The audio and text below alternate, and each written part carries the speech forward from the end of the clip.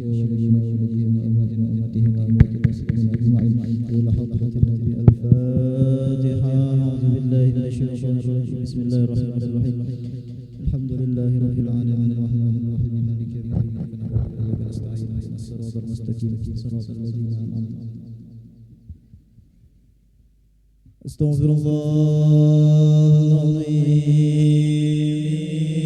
ولوالدي ولأصحاب الأموال الواجبة علي ولجميع المسلمين والمسلمات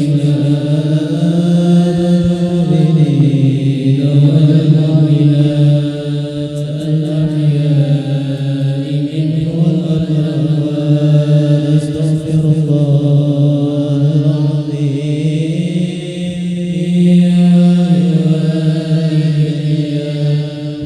ولأصحاب الحقوق الواجبة علي ولجميع المسلمين والمسلمات والمؤمنين الأحياء منهم والأموات. أستغفر الله العظيم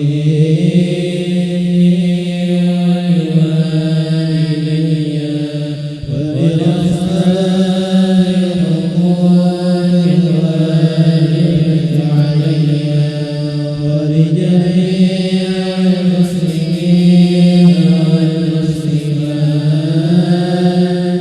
والمؤمنين والمؤمنات الأحياء منهم والأموات.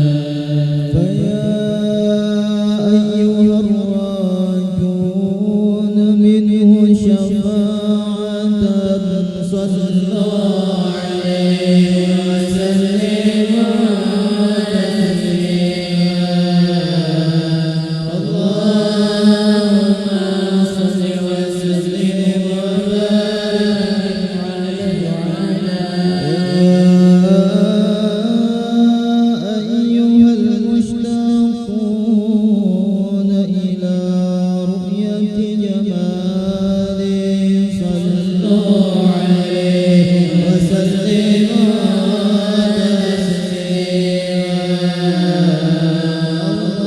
اللهم صل وسلم وبارك عليه وعلى من يخطب وصاله يقظة ومناما صلوا عليه وسلموا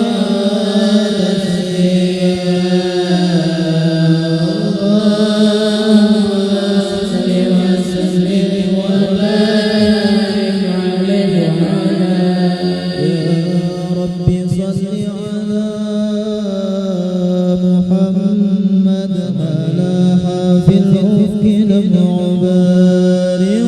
يا ربي صل على محمد يا ربي صل عليه وسلم. يا ربي صل على محمد خير الورى أشرف الخلائق. يا ربي صل على محمد يا ربي صل عليه وسلم. يا ربي صل على محمد أصداق عبد بالحق ناطق. يا ربي صل على محمد يا ربي صل عليه وسلم. يا ربي صل على محمد أزهار نور في الكون شارق. يا ربي صل على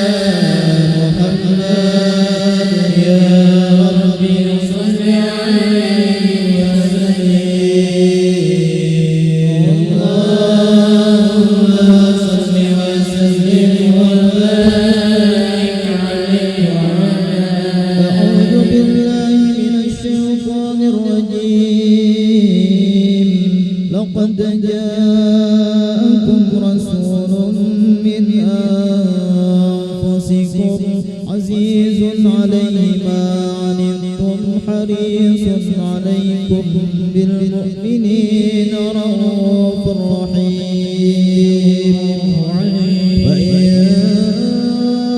تولوا فقل حسبي الله لا إله إلا هو عليه توكلت وهو رب العرش العظيم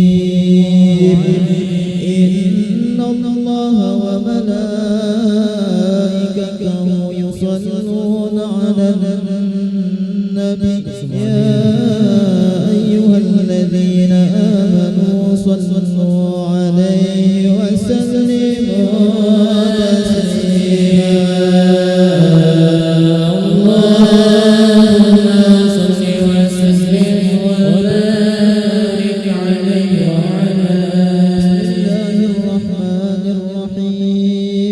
الحمد لله القوي سلطانه الواضح برهانه المبسوط في الوجود كرمه وإحسانه تعالى مجده وعظم شانه خلق الخلق لحكمة وطوى عليها علما وبسط لهم من فائض المنة ما جرت به في أقداره القسمة فأرسل إليهم أشرف خلقه وجل عبيده رحمة تعلقت إرادته الأزلية بخلق هذا العبد المحبوب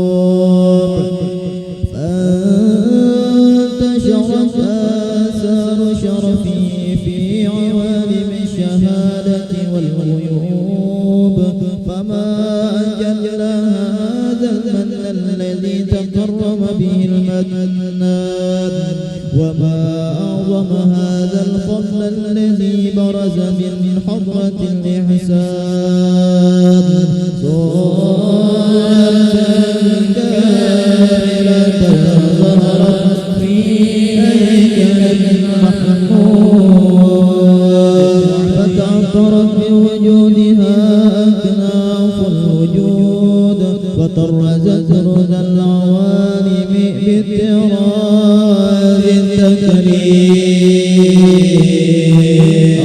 اللهم صل وسلم أشرف الصلاة والتسليم على سيدنا نبينا محمد الرؤوف الرحيم اللهم صل وسلم وبارك عليه وعلى تجلى الحق في عالم قدسه الواسع تجلي القضاء بانتشار فضله في القريب والشاسع فله الحمد الذي لا تنحصر أفراده بتعداد ولا يمل تكراره بكثرة ترداد حيث أبرز من عالم الإمكان صورة هذا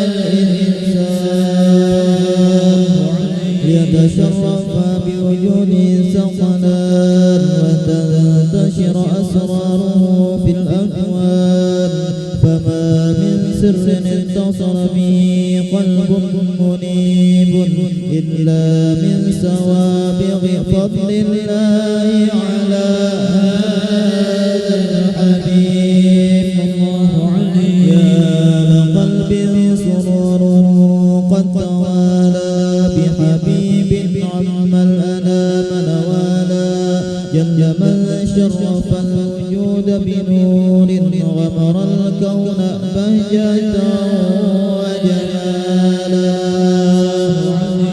قد ترقى في الحسن على مقام وتناهى في مجده وتعالى لاحظته العيون فيما اجتلت بشرا كاملا يزيح الضلال وهو من فوق في شؤونه وكمالا فسبحان الذي أبرز من حضرة الامتنان ما يعجز عن وصفه اللسان ويحار في تعمل معانيه الجلال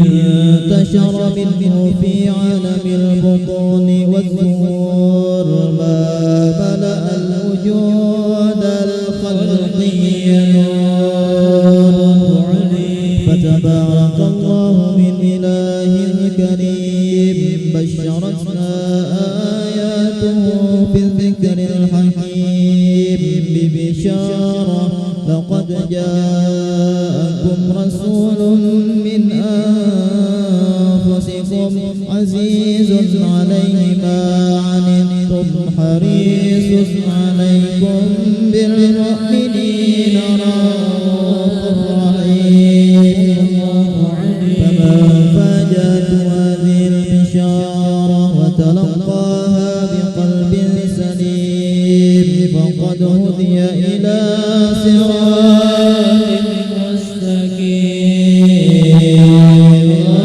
اللهم صل وسلم أشرف الصلاة والتسليم على سيدنا نبينا محمد الرؤوف الرحيم اللهم صل وسلم وبارك عليه وعلى آله وأشهد أن لا إله إلا الله وحده لا شريك له شهادة تعرب بها اللسان عما تضمنه الجنان من التصديق بها والإذعان تثبت بها في الصدر من الإيمان كواعد وتلوح على أهل اليقين من سر ذلك الإذعان والتصديق شواهد وأشهد أن سيدنا محمدا العبد الصادق في قوله وفعله والمبلغ عن الله ما أمره بتبليغه لخلقه من فرده ونفله عبد أرسل الله للعالمين بشيرا ونذيرا فبلغ الرسالة وأدى الأمانة وحد الله به من الأمة بشرا كثيرا فكان في ظلمة الجهل للمستبصرين سراجا وقمرا منيرا فما أعظمها من منة تقرب الله بها على البشر وما أوسع من نعمة انتشر سرها في البحر والبر اللهم صل وسلم بأجل الصلوات وجماعها وازكى التحيات وأوساعها على هذا العبد الذي وفى بحق العبودية وبرز فيها في خلة الكمال وقام بحق الربوبية في مواد الخدمة لله وأقبل عليه غاية الإقبال صلاة يسر بها روح المصلي عليه فينبسط في قلبه نور سر تعلقه به وحبه ويكتب بها بعناية الله في الحزب وعلى آله وصحبه الذي ارتقى صهوة المجد بقربه وتفيأ زل الشرف الأسلي بوده وحبه ما عطر الأكوان بالنسر ذكراهم نسيم اللهم صل وسلم أشرف الصلاة والتسليم على سيدنا نبينا محمد الرؤوف الرحيم اللهم صل وسلم وبارك عليه وعلى خبيري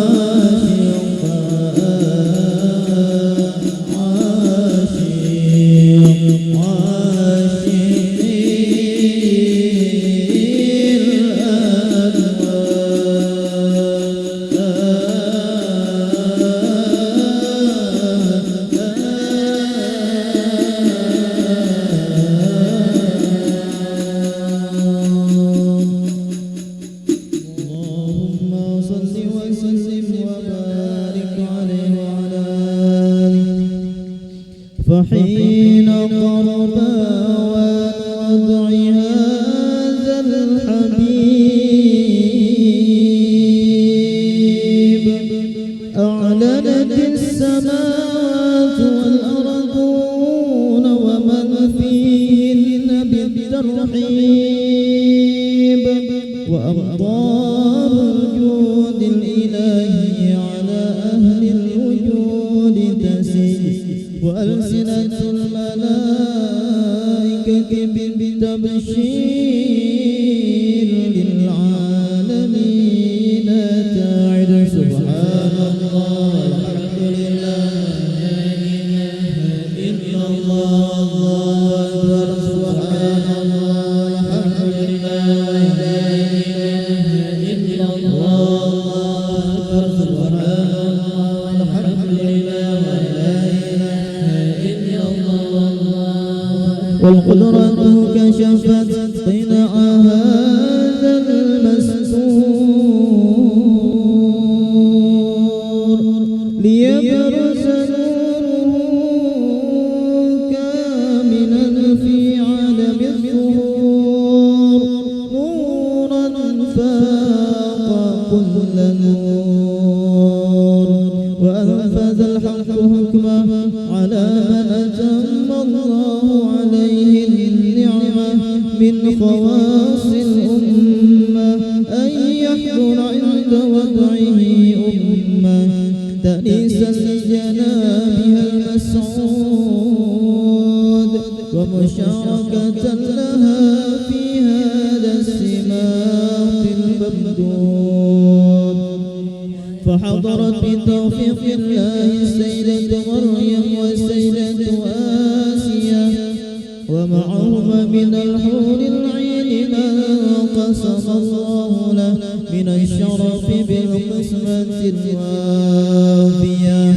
فأتى الوقت الذي رتب الله على حضوره وجود هذا المولود فانفلق صبح الكمال من النور العمود وبرز الحامد المحمود مذعنا لله بالتعظيم والسجود صلى الله على محمد صلى الله عليه وسلم صلى الله على محمد صلى الله عليه وسلم صلى الله على محمد يا ربي صل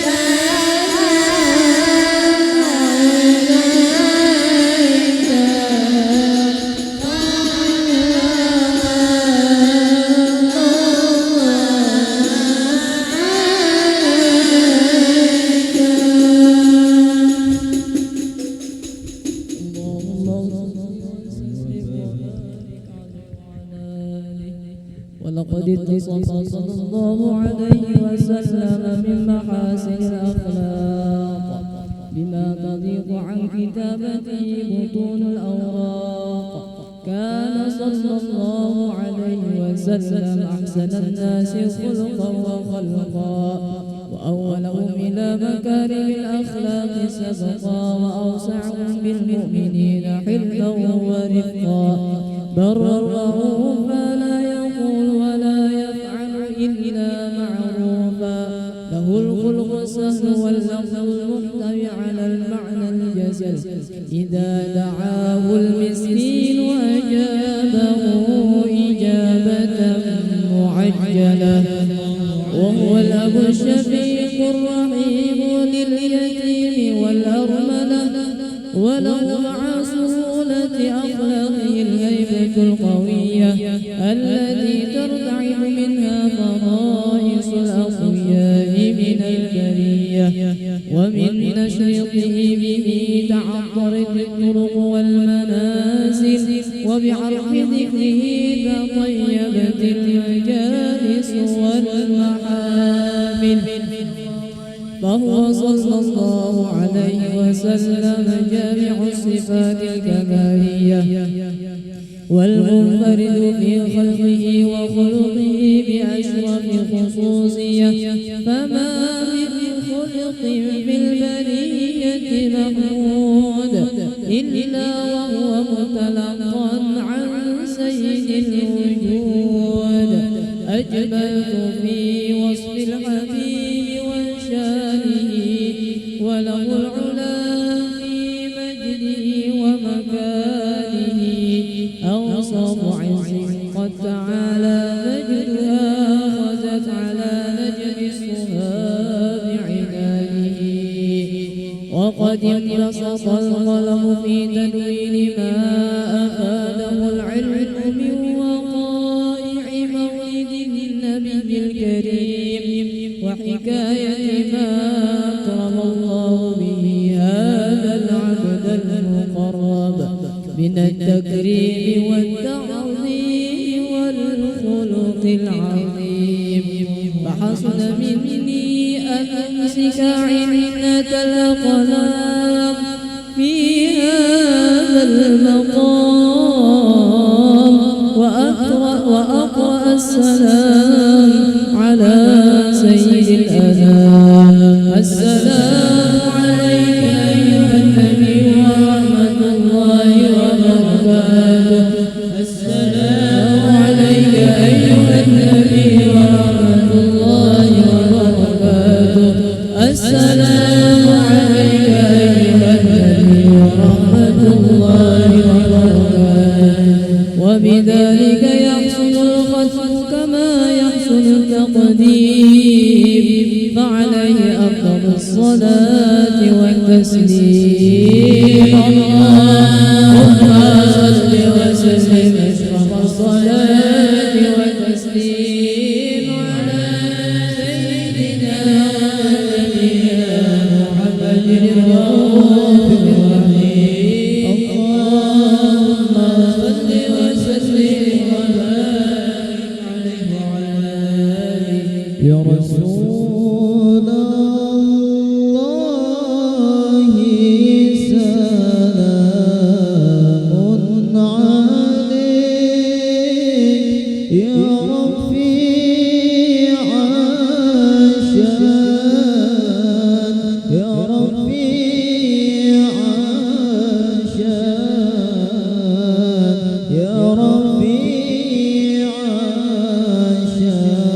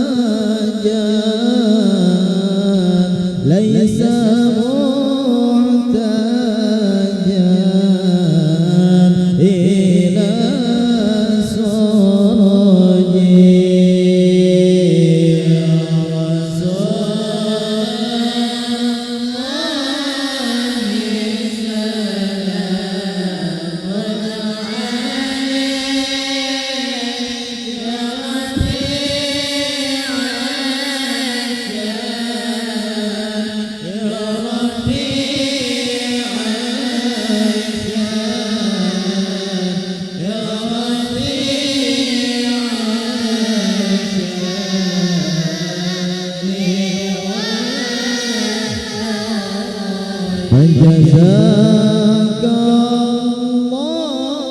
الله خير جزاء يا منير الكون يا منير الكون يا منير الكون بالبلد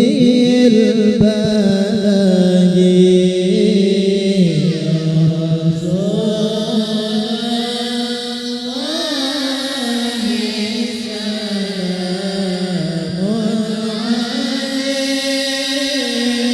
يا ربي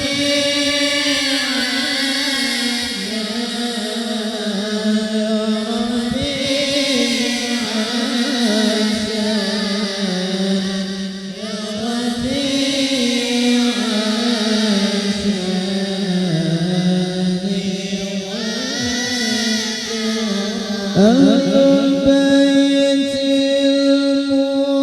المصطفى الطهري هم أمان الأرض فالذكري شبهوا بالأنجم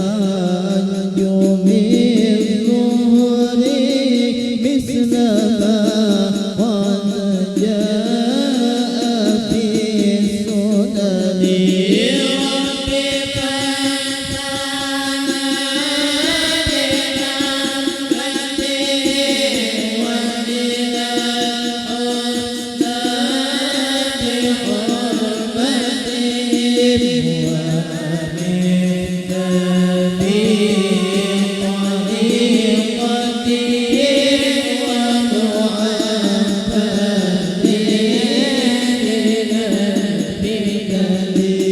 مثل زين العابدين علي وابنه الباقي خير ولي والإمام الصادق الحفيظ وعلي ذي العلا اليقين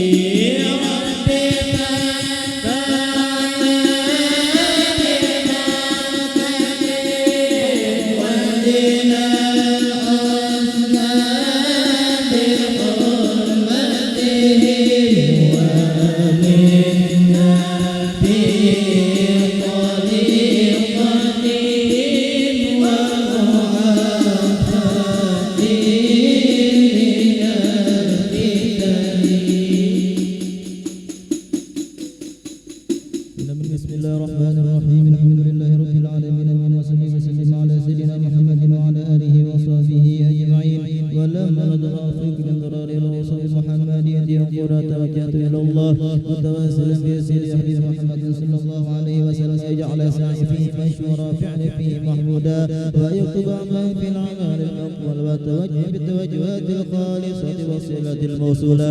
اللهم يا من ارتجه الأمل فتعود ظافرة، وعلى بيدته تحط الرحال فتغشاها مفيضات غامرة نتوجه إليك بأشرف الوسائل لديك سيد المرسل عبدك الصادق الأمين سيدنا محمد الذي عمت رسالة العالمين أن تصل وسلم على تلك الذات الكاملة مستودع أمانتك وحافظ سرك وحامل راية دعواتك الشاملة الأنبياء والمحبوبين كالمخصص بشرف الأفضل في كل موطن من مواطن القرب ومظهر قاسم أمثالك في عبادك وسبك وسير شادك لأهل ودادك سيد الكونين وأشرف الثقالين العبد المحبوب الخالص المخصوص منك بأجل الخصائص. اللهم صل وسلم عليه وعلى آله وصحبه على حضرة الترابي من أحبابي.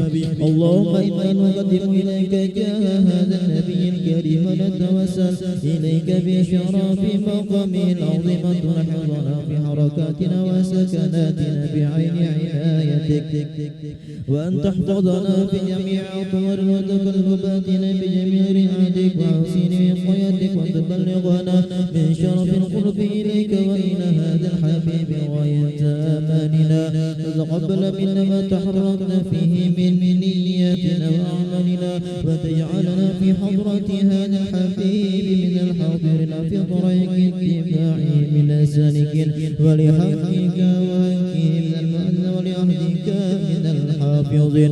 اللهم إنا لنا أطمع في رحمتك الخاصة فلا تحرمنا وزرا جميلة هي وسيلتنا إليك فلا تخيبنا. آمنا بك وبرسولك وما جاء به من الدين، وتوجهنا به إليك مستشفعين أن تقابل المذنب منا بالغفران، والمسيء بالعسل والسائل بالآسال، والمؤمن بالمأمل، وأن تجعل من نصر هذا الحبيب ووازره ووله وظهر وعم ببركته وشريف وجهته أولادنا ووالدينا وأهل قطرنا ووادينا وجميع المسلمين والمسلمات والمؤمنين والمؤمنات في جميع الجهات، وذمرة القوي في جميع الأوطان والشورى والمعاني والإسلام والإيمان بأهلها معمورة معنا وصورة، واكشف لهم ما كربة المكرم واقض المدين، واغفر للمذنبين وتقبل توبة التائبين، وانشر رحمتك على عبادك المؤمنين أجمعين، واكفي شر المعتدين والظالمين، أبد العدل أبد الحق في جميع النواحي والأوطان والمنك، ونصرنا على المعاندين من المنافقين والكفار، واجعلنا يا رب في الحرز الحصين من جميع البلايا وفي الحرز المكين من الذنوب والخطايا، وأدمنا في العمل بطاعتك وصدق في خدمتك قائمين، وإذا توفيتنا فتوفنا مسلمين مؤمنين، وإذا توفيتنا فتوفنا مسلمين مؤمنين، وإذا توفيتنا فتوفنا مسلمين مؤمنين، واختم لنا يا الله واختم لنا يا الله بأمرك بخير أجمعين، وصل وسلم على هذا الحبيب المحبوب للأجسام والأرواح والقلوب، وعلى آله وصحبه ومن إليه منسوب، وآخر دعوانا أن الحمد لله رب العالمين.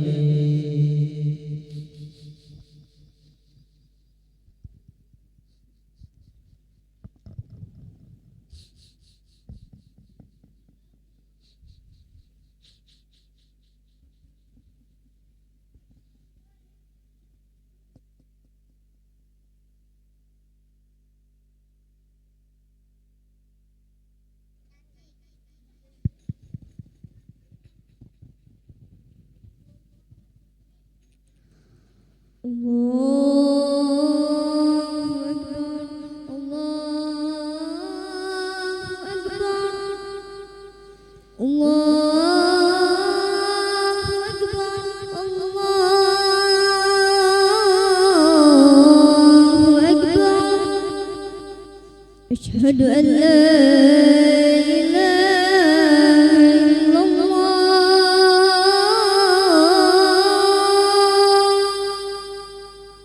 أشهد أن لا إله إلا الله،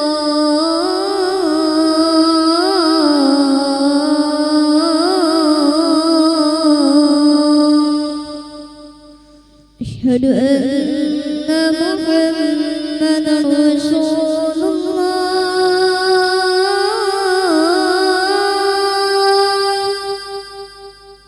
أشهد أن محمد رسول الله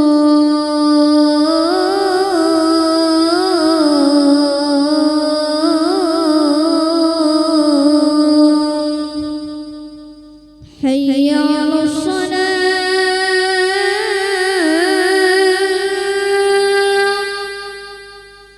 حي على الصلاة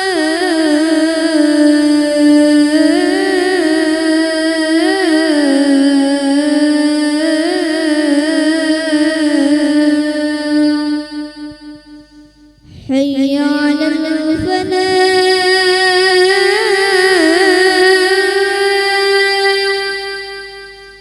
حي على الفلاح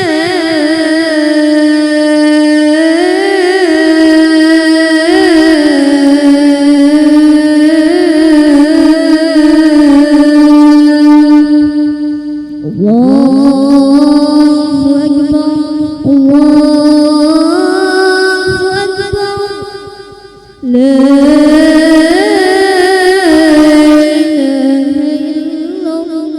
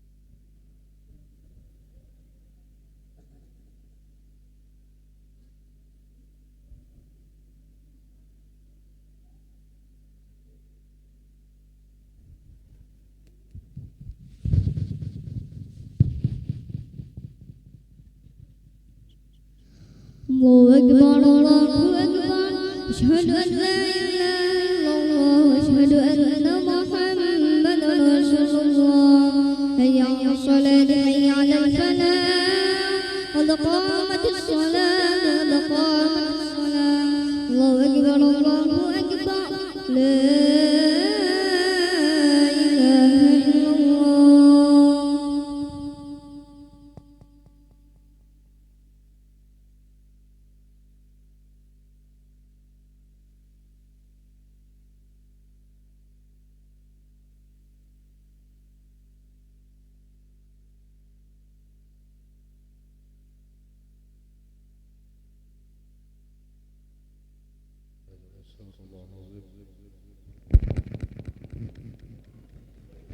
استغفر الله لا حول ولا قوة إلا بالله الشهيد العظيم ينظرون لا حول ولا قوة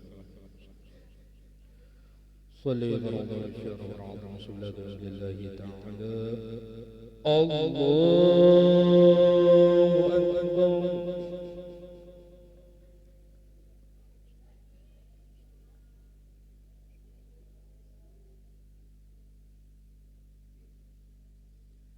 بسم الله الرحمن الرحيم الحمد لله رب العالمين الرحمن الرحيم مالك يوم الدين إياك نعبد وإياك نستعين اهدنا الصراط المستقيم صراط الذين أنعمت عليهم غير المغضوب عليهم ولا الضالين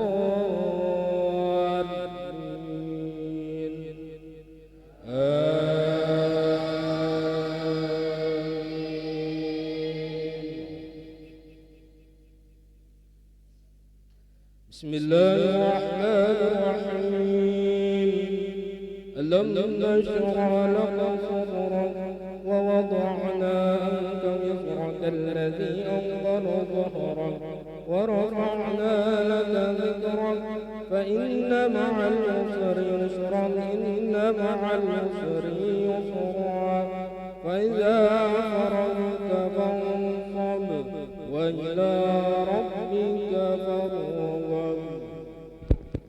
الله أكبر. سمع الله لمن حمده. الله أكبر. الله أكبر. الله أكبر.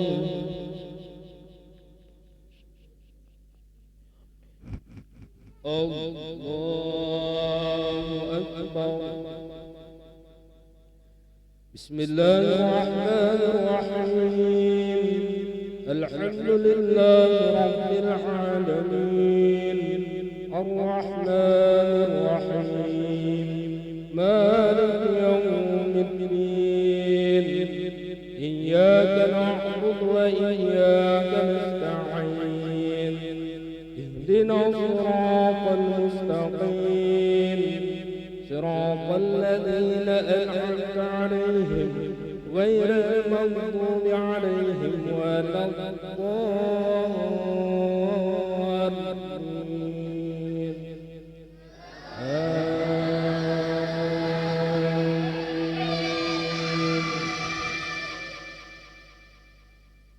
بسم الله الرحمن الرحيم ألم تر كيف فعل ربك بأصحاب الفيل ألم يجعل كيدهم في تضليل وأرسل عليهم طيرا أبابيل ترميهم بحجارة من سجيل فجعلهم كعصف مأكول. الله أكبر.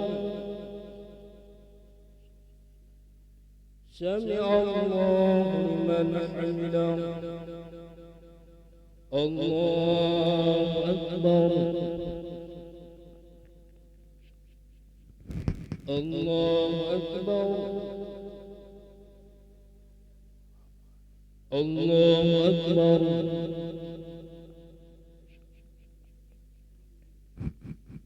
الله أكبر. السلام عليكم. أشهد أن لا إله إلا الله. اللهم صل على